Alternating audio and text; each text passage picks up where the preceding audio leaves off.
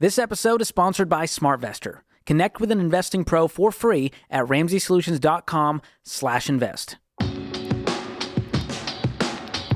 You're listening to Ramsey Everyday Millionaires, where we talk investing, retirement, building wealth, and outrageous generosity. Juliet is with us in Greenville, South Carolina, as promised. Hi, Juliet. How can we help? Well, I wanted to ask your opinion. Me and my husband last year had about $250,000, and we invested in a CD at our credit union, and it has matured. And we're wondering if we should go back to the same thing, invested in a CD, and or to look elsewhere. And we really don't want to take a risk with the money. So we're both 80 years old, and we didn't feel like we wanted to take a risk in the stock market, but we wanted your opinion of what you thought we should do. I would go right back and renew that CD. You would? Yeah. Okay. It doesn't pay very much. It's not a very good long-term investment, but it gives you a lot of peace. And you told me 3 times you didn't want risk. And I heard you. Right. And I heard you. Okay. Okay? Okay. So I'm 63, and I don't have any CDs. All of mine is invested in mutual funds in the stock market. But I'm comfortable with that risk. And I can tell by talking to you that if you did that with your $250,000, you would be awake at night scared. You're probably exactly right. And the last thing I want to cause is a sweet 80-year-old person to be awake at night. Okay. Now let me ask you the second question. Do you think that any of these investment companies, would their CDs pay more than the credit union? They might, but it's not enough to fool with.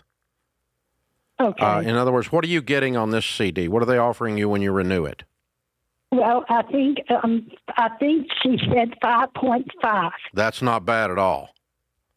Okay. Okay. If you got 6, but you were dealing with people you didn't know and trust, like your credit union, Yes. Again, this is about sleeping well at night, and I wouldn't go jumping around and get 0.5% more and lose sleep. Right. Because you're very comfortable with this credit union, and the NCUA does have a $250,000 guarantee on this, so you're covered on your guarantee. And if the credit union failed, in other words, like an FDIC, but with a credit union, it's not FDIC; it's called the NCUA. But anyway. Yeah, you're fine there. I personally would just tell you to stay right there. Okay, that's what I wanted your opinion. So yeah, but I'll say it again for the sake of our listeners. That's not because it's that 5.5% is a great long-term investment, because it's really not. It's because I want you to be able to sleep, and 5.5% is a good CD. And we're talking about your comfort here, not about a 20-year investment horizon. That's right. Okay, so if Juliet called, she's 80 years old, and she says, Dave, we got $250,000. We just cashed out the CD. What's the best? What would you do if you were us? And she wasn't fearful of the risk. Juliet was. She was, again, I appreciated you taking care of her because, yes, we don't want her to be stressed out. But if somebody is 80 years old with $250,000 and they're not worried about it as much, what would you do at 80 years old? Well, with some of my investments at 63, it would also be more true at 80. I'm already realizing that some of the investing I'm doing is not for me, because I'll never touch it. Yeah. It's really for the next generation. Yeah. And so you guys, the Ramsey kids are going to be getting this stuff. And so when I make an investment decision now, unless it's a 5 or a 10-year horizon, if I'm buying something out there long term, I'm obviously thinking about, the next generation after I'm gone. And so, if we're to superimpose that on her situation, if you've got $250,000, you're putting it into a CD, that tells me you're not living on it, because that CD is not paying you monthly. Mm-hmm. So you don't need a return on that. So they've got other money. Yeah. That they're living on. Mm-hmm. So they very likely unless something comes up and they need this money. Sure. But they very likely are doing their investing for the next generation at 80 years old. And so if you took that mindset, it'd be easy to put it in mutual funds because you might not be here 5 years, but, the next generation will be. Sure. Yeah. And they could leave it alone. Just, we're going to dump $250,000 in mutual funds, and then when we pass, it'll pass to the kids. Yeah. Yeah. And it's wild. you never touch it. You're not really investing for yourself at that point. Yes. Okay. So here's what's funny. I was telling you during the break, Winston and I sat with our SmartVestor Pro this morning. We do it once a year and kind of like look at all the investments. And I was actually telling someone out in the lobby, Avery, she's 15, and she was talking about her Roth IRA.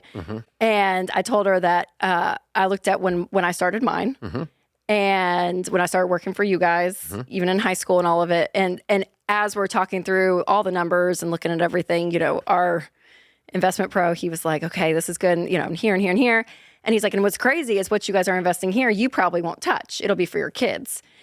And so as you're saying this to me, your daughter, you're investing money that you won't touch. I'm investing money I probably won't touch. And that, you guys, is a family tree change. Like when we say that what you're doing today. When you don't need the money to live or to do the things you want to do. To pass that on. And when you give dignity to your kids' parents out there with little ones and teach them to work and be able for them to live out the principles on their own, regardless of what their parents are doing. And then they teach it to their kids, right? It's just this big, big legacy snowball effect that just keeps turning over and over. When everyone does their part in each generation, it just keeps it going down the line. I mean, it's pretty remarkable. And it's really encouraging all to you out there that are on baby steps 1, 2, and 3, and you're really grinding it out. Well, and if you blink, you start to do this. If you blink, it'll be 20 years because that Roth IRA you did as a teenager is 20 years old. And that money that you were working, and I filed a tax return, I paid the taxes on it, and it was an $800 initial investment. Yep. Isn't that funny? He pulled it up. It was $800. That was what your earned income was that year. Yeah. And that's what you're allowed to report. And I put that into a Roth, and then the next year I think it was probably $1,500 or something or whatever. I mean, several years in a row we did that with each of you as you worked. And but I mean, 20 years later, yeah, it's amazing what that becomes. It's great. It's great. Thanks for tuning in to Ramsey Everyday Millionaires. To learn more about investing, visit RamseySolutions.com/investing or click the link in the show notes. Ramsey Solutions is a paid non-client promoter of participating pros. Learn more at RamseySolutions.com/SmartVestor.